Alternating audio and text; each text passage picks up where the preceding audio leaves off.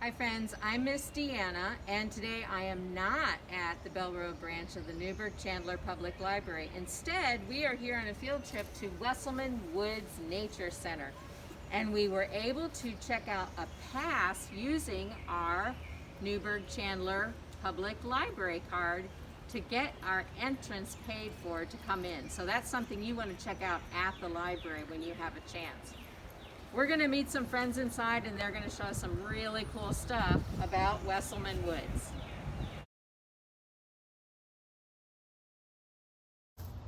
Well, hello friends. I want to introduce to you some new people I've met here at Wesselman Woods. I have Elaine and Kailene, and I'm going to start with Elaine. Elaine, what's your job here at Wesselman?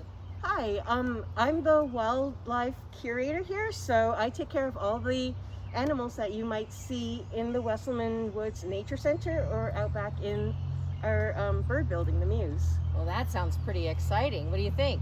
And Kailene, what do you do? Hello, I am the lead environmental educator, so I am in charge of school programs and summer camps and just other little fun things that we do throughout the year. Okay, I don't know if you heard that, but she says school programs and summer camps, so that might be something you want to check on their website if you're interested. Elaine, how long have you been working at Wesselman Woods? That's a really good question. So I actually started volunteering here in 2014, and I eventually became a full-time employee.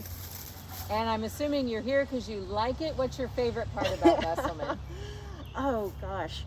I really love working in the forest because it's changing all the time, but I also really love working with the animals because you get to know their personalities, and it's awesome. And Kailene, how would you answer those questions? So I started here at Wesselman Woods in 2017 as an intern, and once I graduated college, I joined the team full time. And my favorite thing about working in the woods is probably just being surrounded by all the trees and all the wildflowers, and then of course the animals, because I do get to help Elaine take care of them, and like you said, they all have different personalities. Okay. And it's wonderful. At Wesselman Woods and our other location at Howell Wetlands, you can find beavers, and this is evidence that you will see that the beavers have been around. The sticks and branches will be pointed at the top, or you'll see little indentions like this that they're taste testing the bark really. So this is kind of neat, friends. I know you won't be able to see this, but look for this in nature. You can actually see little tooth prints on here. So imagine if you took a bite of your sandwich, you would see the little tooth prints. That's what I'm seeing right here, all up and down this stick. Okay, I'm sorry for interrupting. Go ahead. That's okay. And I love that you pointed out the tooth marks, because that's one of the most amazing things about it, is that they're actually using their teeth and chewing on these trees. Let's see. Oh, and not only do they chew on the trees, they can actually carry these. That's a pretty big stick. It is a really big stick. I mean, these beavers are not much bigger than a small medium dog, so you gotta think this is a lot of work for a beaver. So in my hands I have some scat, also known as poop, and these are not real things of poop, these are just replicas. But oh, good. Yeah. But in Wesselman Woods, in the wild, anywhere you go, if you can't find wildlife itself, you might be able to find some scat, and the scat can help you identify which animal you are looking at or looking for. So yeah. So do you know can you tell what one of those is so that we know? So this is squirrel scat. So it's tiny tiny, little pellets. Yeah. Okay. The bigger one, this is going to be a beaver. Okay. And then this one is from a red fox. Ooh, okay. Yeah, all creatures have different types of scat, which is really interesting. Well, and I think, and maybe we'll talk about this when we discover dinosaurs, friends, but I think different scientists are studying scat that's been left in the earth almost like a fossil to find out more about dinosaurs and things too. So there's a lot of information in what comes out of an animal, either end, I'm just saying. Okay. One thing that you might find when you're going in the woods, either after it rains or after it snows, you might find some tracks. So here's some. Well, this is from a barred owl, and this one does not say. This one's from a porcupine, which we do not have. Sorry, I picked out the wrong ones. Okay. Here's two that you might find in the woods. You might find a possum track, which will look like this, or you might find a skunk out here, which is going to be a little bit smaller, like that one. So a lot of tracks, friends, you might find in your own yard too, and we do have books in the library that have pictures of tracks, as well as I've noticed they have pictures here at Wesselman that you can check out and look at what tracks would look like. Sometimes you can tell what it might be. Think detective. Like if you see tracks that are going from tree to tree, I bet that's a squirrel. If you see tracks that are coming out from under a bush, maybe it's a rabbit. And sometimes you can tell by the way the tracks are put together on the ground. Think about a squirrel. Have you ever seen a squirrel walk? Not really. They sort of jump. And so that's going to affect how you see their tracks. But again, we have lots of books in the library, and I bet people here at Wesselman would love to help you figure out tracks. So take a picture or a plaster cast if you want, and preserve it, because then you could have a whole table full of really cool stuff like this, okay? So if we have friends out there watching this video who would like to do the kind of thing you're doing now, what advice would you give them? Oh boy. Well, always be curious. No matter what you're doing, be curious, ask questions, always ask why. And since you guys are still in school, maybe really focus on science. But you know, everything is important, but science is something you really want to stay on top of. Anything you would add to that, Kailene? I would say just get outside in nature and start exploring, and like Elaine said, ask why. So like, why are the trees turning? Why is the bark this shape? Why is this leaf have these margins? Things like that will get you started. Okay. Hello, I'm Miss Danielle and I'm from the Children's Department. And today, Miss Emily wants me to read a joke. Why are the woods so noisy? The trees bark. Oh my goodness. That one was kind of a stinker.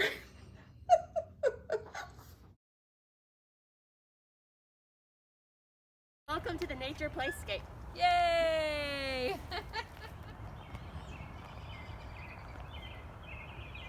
Okay, boys and girls, we've entered a very special part of Wesselman Woods. This is a little bit different than the regular woods.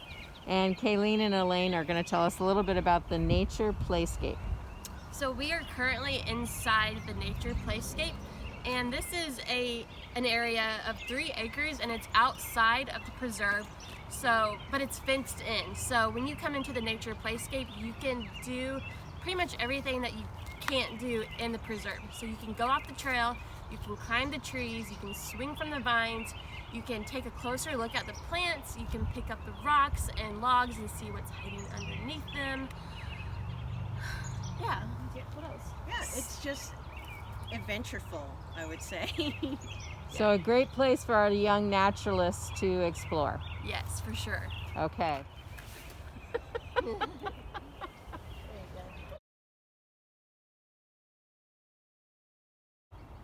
While we were at Wesselman's, we learned that bats will actually use a tree like this to sleep under the bark.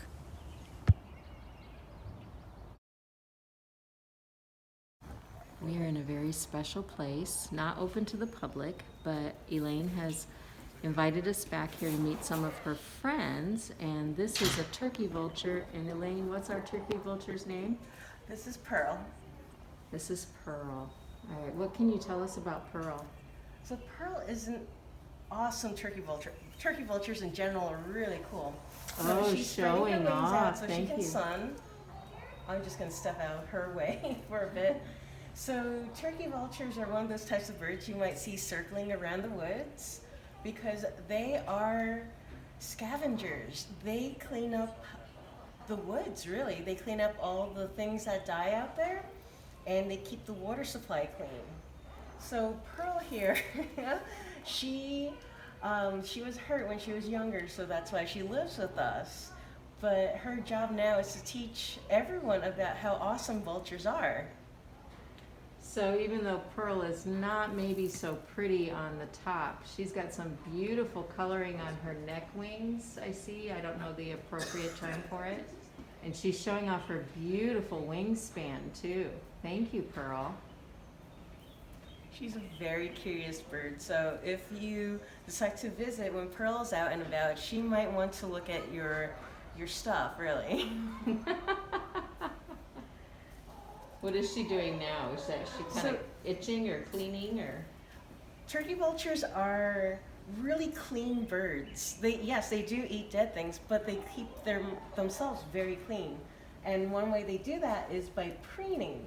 So she's going to go through and clean every single one of those feathers that she has on her. So there's no old food on it, there's no insects on it, there's no dirt. So she is a very clean bird. Fabulous. Thank you, Pearl. Okay, so Elaine, what kind of owl is this? He's so tiny. He is tiny. So even though he's tiny, he's also full grown. So he's an eastern screech owl, and this is pretty much as big as they can get. So these are definitely a type of bird that would live out in woodlands, and they're adaptable enough that they can live in wooded neighborhoods. So there's a good chance that you might have one of these guys near home. And are they really loud? You said screech owl. Are they loud at night? So a screech owl is a bit of a misnomer. So they don't really screech. When you do hear a screech, it's usually a barn owl. Okay. With these guys, they make sort of a whinnying or trilling noise. This chittering that he does is not usually what you would hear in the woods, though. I'll put this up and then Does he have I can either pop in here or like a he can pop over special my desk eyelid or or office. something? Mm-hmm. Okay, I see something kind of going across his eye. So if you guys have cats or dogs at home, you might have heard of the third eyelid. Some people will call it the nictitating membrane. And owls and all other birds of prey have that too. So they use it as pretty much like a third eyelid. So it keeps their eyes moist and also protects their eyes, because their eyes are very important to them, and you don't want it to get scratched up by tree branches or by your food. So they will flip that up if they need to protect their eyeballs. And he's got so many feathers, I can just barely see his little beak there. Mm-hmm. And you can tell he's a woodland bird because he looks like a tree. So he would camouflage. He would camouflage very well. If he were up in a tree, he would blend in with the bark, and it would be very hard to spot him. And he eats small animals? He eats everything that he can catch. So will he eat bugs also? Oh, yes. So they will go after large insects, small mammals like mice and voles and small little rodents, but they'll also go after snakes and lizards and sometimes fish and everything they can get their little feet on. So Gizmo also lives in our office, and there's a really good chance that you can see him when you come visit. Well, thank you, Gizmo, for being so photogenic for us. So these are really unusual. So if you're walking around in the woods and you see things like this just hanging out under a tree on the forest floor, you're like, what are those things? They're not rocks, they're fuzzy. As you can see, they've got little fur sticking out. And these ones have little pointy bits sticking out.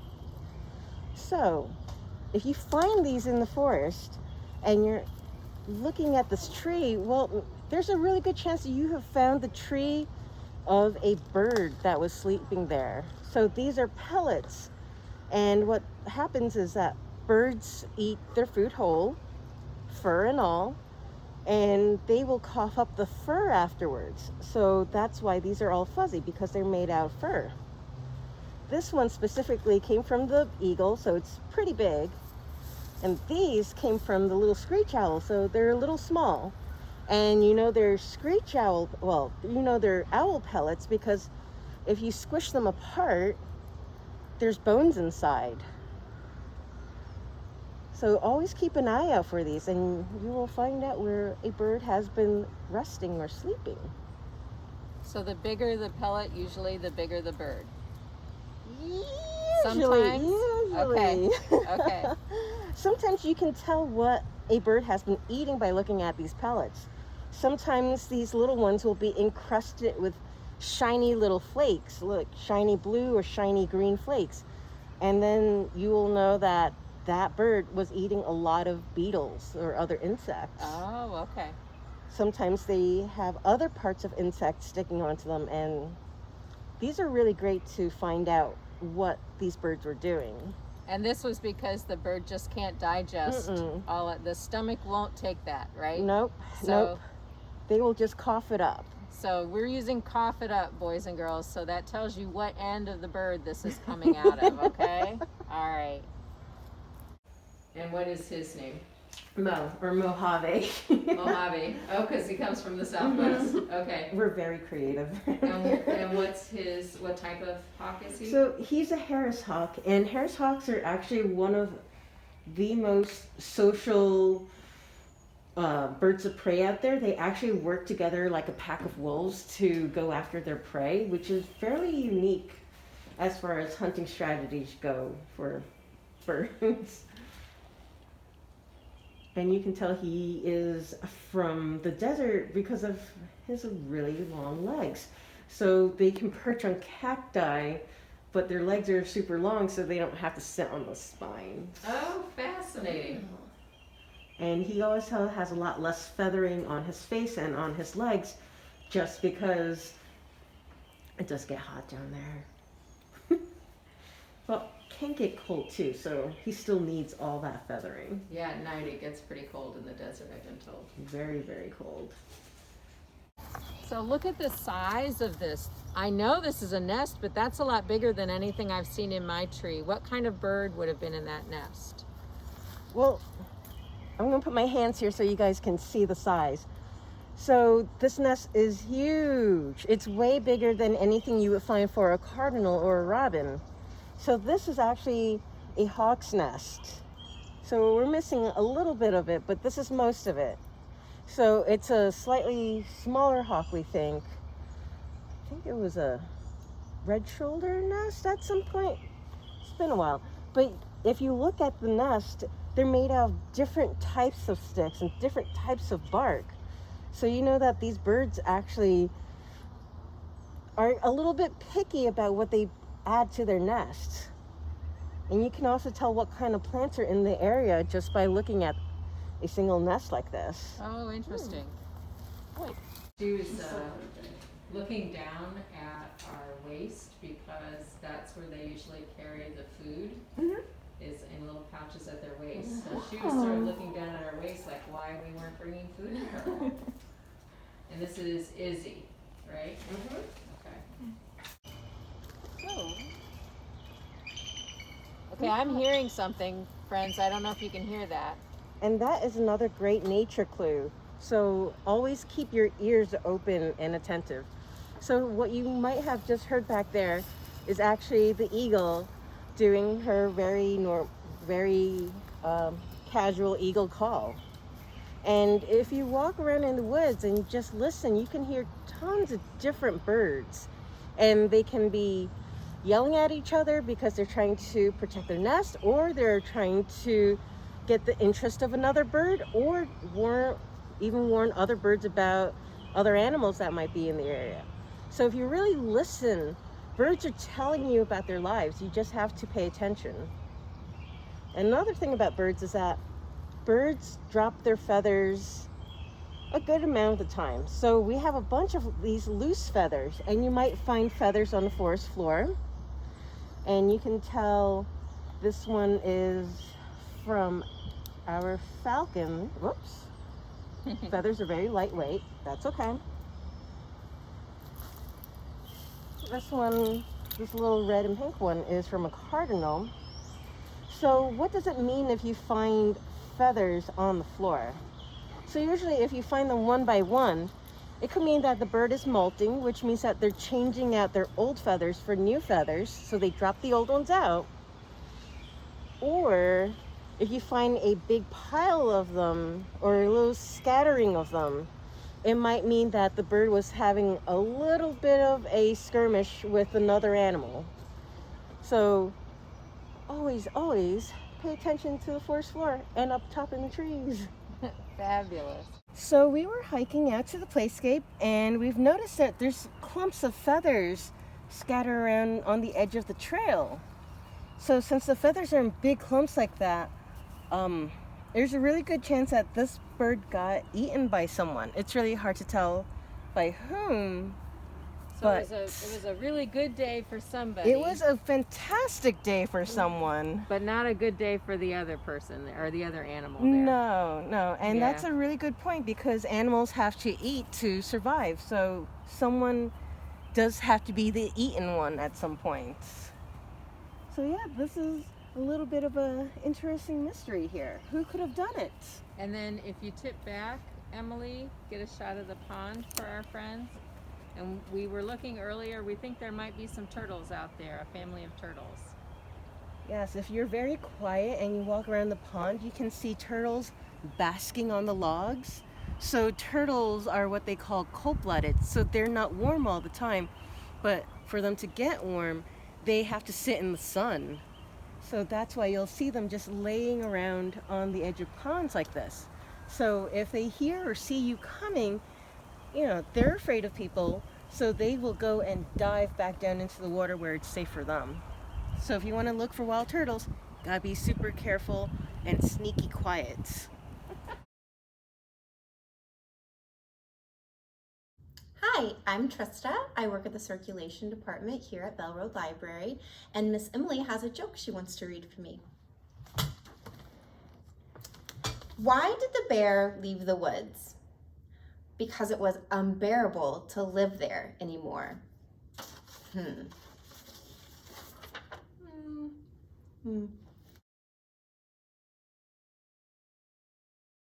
So these are all different types of turtle shells.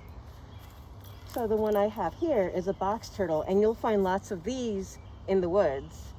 And then these guys, you might not find them in the woods as much, but you'll find them over at Howell. So that is a snapper, and this is a slider, I think. I believe so, yeah. So these turtles are no longer living. That's how we have them, because you will never find a live turtle without the shell. But these are awesome because you can flip them over and see how turtles are built, really. So you'll never see a turtle without its shell, because obviously the shell is part of their body. This is their backbone. If you feel the back of your neck and you feel those bones back there, that's part of your backbone. So you'll never take those bones out. But, yep. So it's not like in the cartoons when the turtle pops When out they of the jump shell. out and they... Exactly. Right. This is actually part of their skeletal structure, friends. Yep. It's awesome. And when you guys come over to Wesselman, and if you want to look at these biofacts up close, feel free to ask one of us, and we can show you all the shells and all the sticks and all the other stuff. And Elaine has a turtle over here. Yep. And this is also a creature that if you see, you want to look at, but not necessarily get too close to or try and pick up. Yep. You just gotta remember that all the animals that we have in the nature center, they've all been living with people for a really long time. So that's why we feel confident in picking them up. But animals living in the woods don't understand that you're not trying to hurt them. So people can be scary. So we're not trying to scare the wild animals. So if you see one in the woods, let them do what they're doing, and you don't need to pick them up or anything. Well, is this, a box turtle is one of the turtles that our viewers might most likely see in this area? Mm-hmm. Okay, and is there what's your favorite thing about box turtles? Well, box turtles are an interesting story for me because they are still actually protected by the state. They used to be, their populations were more threatened before, but their numbers have come up a little bit, and that's because you're not allowed to take them home, which helps them a lot. These guys, you can see them in your backyards or in some subdivisions, but if you see them out there, just leave them be, let them live their turtle life. And if you see one crossing the road, you can intervene if it's safe for you. If you need to help one, and if you can't safely help one, ask your mom or dad or grandma or grandpa to pull over to the side of the road if it's safe. And what you want to do is pick them up by the bottom and carry them in the same direction that they were traveling. So if he was facing this way, you want to take him this way. But yeah, they're very strong for their size. I mean, Okay. it's really because they carry their entire body weight and this gigantic shell, which is all bone, so it's really heavy for them. And it looks much deeper, almost like a box. Mm-hmm. So Oh, it right. sort of fits their name. So we should look at why they're called boxes, huh? So if we look at the bottom of a box turtle, there is a special little stripe right here, and that's a hinge. So if he chooses to, he can close the back of his shell, he can close the front of his shell, or he can close the entire thing all at once. Not all turtles can do that. It's a Right. very cool superpower that box turtles have for protecting themselves. Hey friends, Elaine told me there is something special that she wants to tell us about a plant that's here at Wesselman, and it's called a May apple. So May-apples are these really awesome woodland plants, and they look like giant umbrellas. So they're very unique, and once you see them, you know for sure what they look like. So May-apples have these yellow fruit, and here we have a May-apple flower. So it's not quite a fruit yet, but the fruits are really bright yellow, and they're one of the favorite foods of box turtles. And box turtles are they're the main animal that spreads May-apple seeds. So you wouldn't get these colonies of May-apples if it wasn't for the box turtles.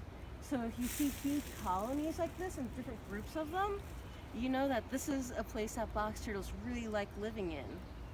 Okay, and what Elaine is too polite to say, I think, is that the box turtle eats the May apple, and then he distributes the seed by pooping the seeds everywhere. And those seeds actually grow better after box turtles poop them. There you go. You only found it out here at Wesselman. I picked up an extra little friend in the woods. This is a moth. What? Just some kind of moth. We don't know. He's pretty, but I don't think I'm going to take him in the car with me, friends. When looking for evidence of wildlife, you might find bones out on the trails, and this is an antler. So you might find parts of a bone, you might find the full skull, you might find the full skeleton. So always keep your eyes out. And then also, you might find some snake skin. Now, does that mean the snake has died if I find snake skin? No, if you find snake skin, that means the snake has just simply outgrown its skin and it shed its skin off, and now it has new skin. Okay. Can you tell, it's hard to tell what kind of snake it is just from the snake skin. Usually, yes. Some Sometimes. people spend a lot of time studying those things, and they can do it, but Okay. it's hard to tell. You need the head of the skin, and then basically it's counting the number of scales and where they are. So it's almost like a puzzle. And I understand that most snakes in Indiana are non-poisonous, but Indiana does have some poisonous snakes too. So Indiana does have a fair number of snakes. We don't have any poisonous ones. We do have about 4 venomous ones in the Venomous entire ones, thank state. you. Thank you. So Okay. the difference, in case you were wondering, is that poisonous snakes would be dangerous to you if you were eating that snake. A venomous one would be dangerous to you if it bit you. So our general rule with snakes is that if you find a wild one, don't mess with it, because they are more likely to try to bite you if they feel like you are trying to get them, because biting is what they do to protect themselves. They don't really have arms, so they can't do this. Right. And this guy is found in woodland areas, sometimes in fields. And what does he eat? so we typically feed the mice, but he will eat mice, rats. He can eat eggs for sure. So rat snakes are actually really good tree climbers, so they will climb up trees and go into a bird's nest and eat their eggs. Or they'll eat lizards, frogs, salamanders, other little snakes. So we got Pretty much Roscoe anything. out because I think you wanted to share with the boys and girls what they should do if they see a creature like this. So if you see a creature like this, you want to make sure you're just looking with your eyes, but you do not want to approach it. Anything with the mouth can and will bite if provoked, but snakes are usually more scared of you than you are of them. So he's most likely going to speed off and head back into the forest. But if you see him, just stay your distance and just observe.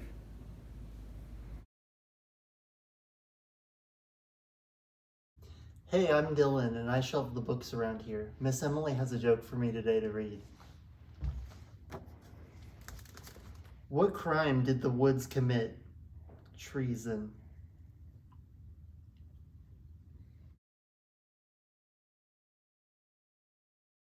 Well, we are just about done with our visit here at Wesselman Woods, and so I wanted to thank both Kailene and Elaine for doing such a good job showing us around. If you come to Wesselman, there's some things you should know. First, make sure you dress for the weather. If you need to wear a raincoat, or it might be muddy if it's just rain, so wear good shoes that can get muddy. Also, Wesselman is a preserve, unlike the Nature Playscape where you can pick up rocks and look at them. If you are in the preserve, even though we were showing you feathers and things and that they have found, we leave those things here at the woods. We don't pick anything up or take it home because it is a nature preserve and we're going to leave nature in nature. If you come with your little brothers and sisters, you can bring a stroller onto the trails, but you need to stay on the trails with those strollers. And pets, your pet friends need to stay home if you come to Wesselman Woods. So lastly, I just want to remind everybody, we talked a little bit about approaching animals or touching animals. We were able to do that here under the guidance of both Elaine and Kailene. But for you, my friends, boys and girls, if you go visit any place where you see nature, just remember, be safer in nature. It's wild and it's free. We only use our eyes to see. Thanks, boys and girls.